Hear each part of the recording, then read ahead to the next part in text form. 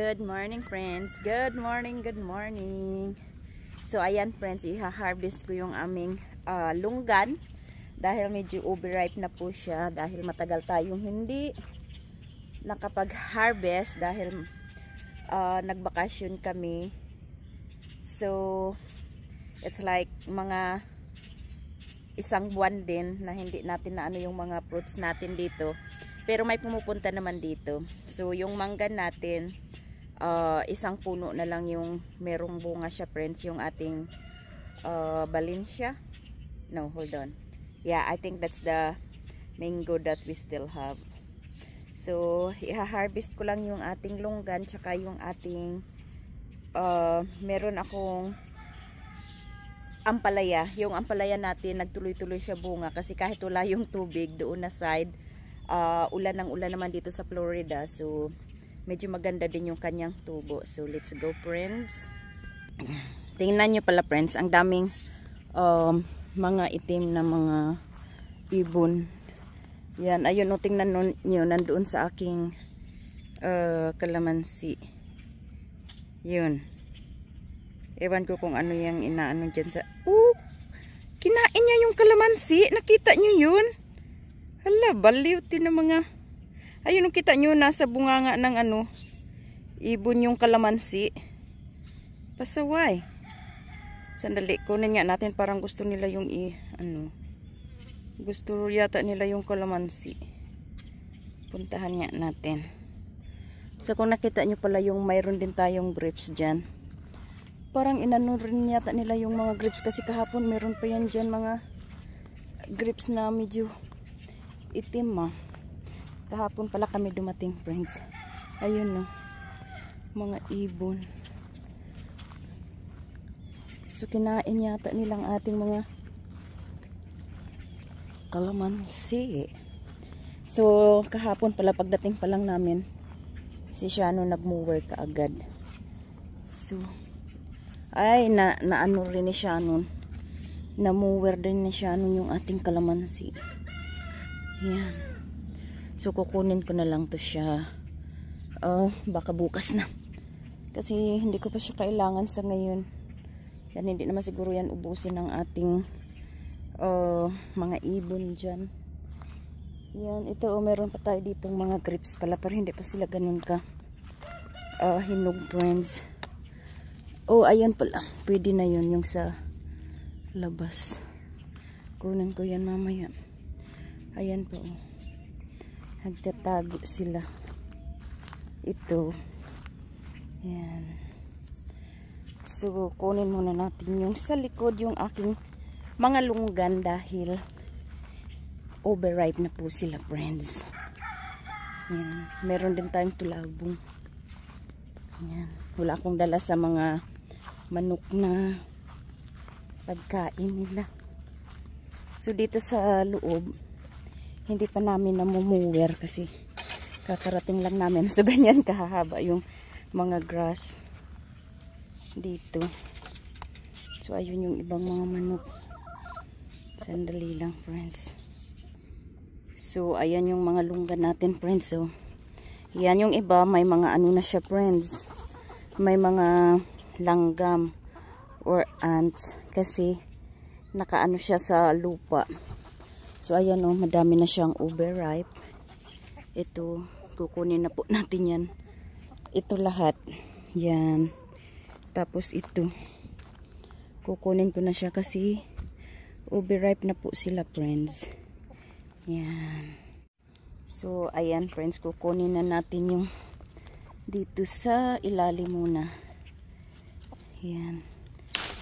Oops, nagkanda hulugan na. So ayan ang dami. Yan.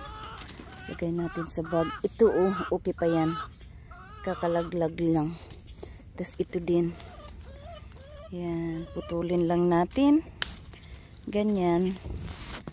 Tapos tutubo lang yan siya ulit. So yan. Ito pa. Oops.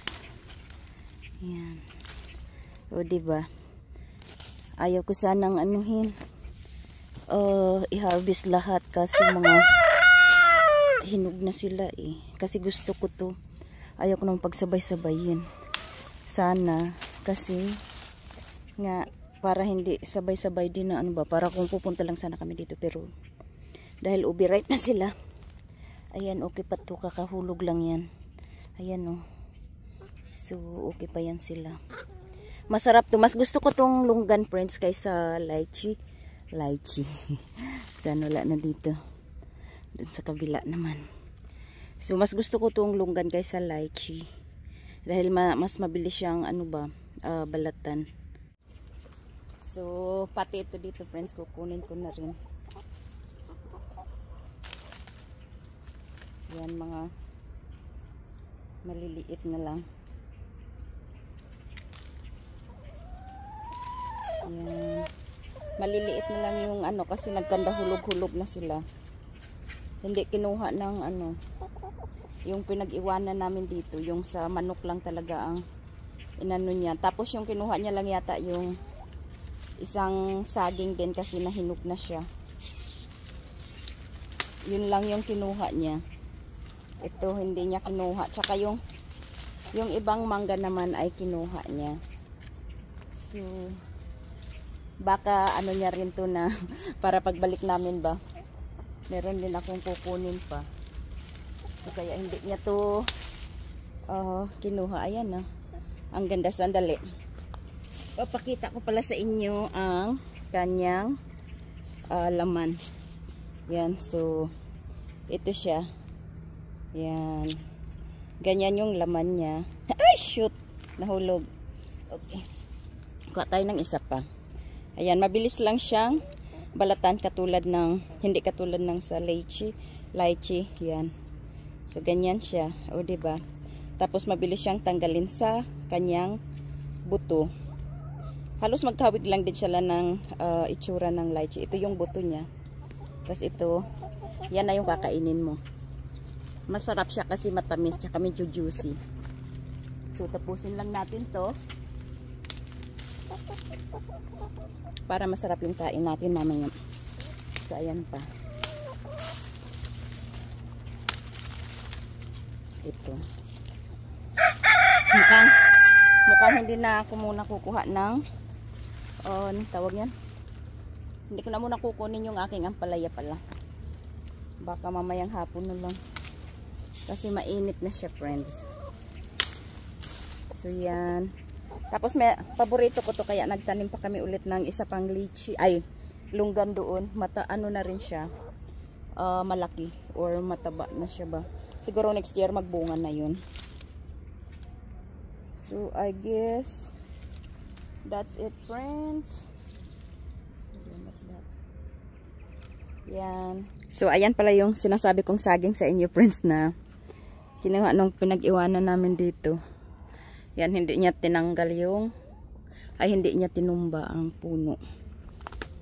Yan, ganun na saging din po. Ayan o, yung bunga niya. Kaso may hinog na yung isa. Pero ito malapit na rin. Yan. Tingnan natin dito sa kabila. Kumusta? Diba ang hahaba ng mga damo nung walang mulch. Itong may, ayan o, ang laki ng pinagbago din ng ano natin. Ng atis. Malaki yung tinubo niya. Ito yung ating isang mangga na wala na ring bunga. So, tingin tayo dito. Yan yung sinasabi ko sa inyong isang lunggan. Diba? Yung may mulch, wala silang damo. Kaya maganda talaga may mulch. Yung doon walang mulch. Kaya dami silang damo. Ang bayabas ko, friends, mga hinog na rin. Tingnan natin to kung may hinog ang green wax jumbo. Mukhang wala. Okay. Ayan yung ating isang lunggan. Pag ito nagbunga, maganda-ganda kasi malaki siya. Hindi katulad nung isa. Yan. Diba ang ganda ng tubo ng ating mga halaman ngayon dahil ulan ng ulan. Yan ang aking iba or kamyas. Walang bunga. Pero ang ganda ng tubo niya. Nag-survive siya dun sa lamig natin. nung nakaraan pero walang bunga. Ay, nako. Ang init. Okay, I think that's it for our video today, video. Friends. Ayan, yung ating ampalaya. Madami yan siyang bunga, friends, pero uwi na muna ako, ang init. So, thank you so much for watching. Bye. Mag-iingat po kayo. God bless.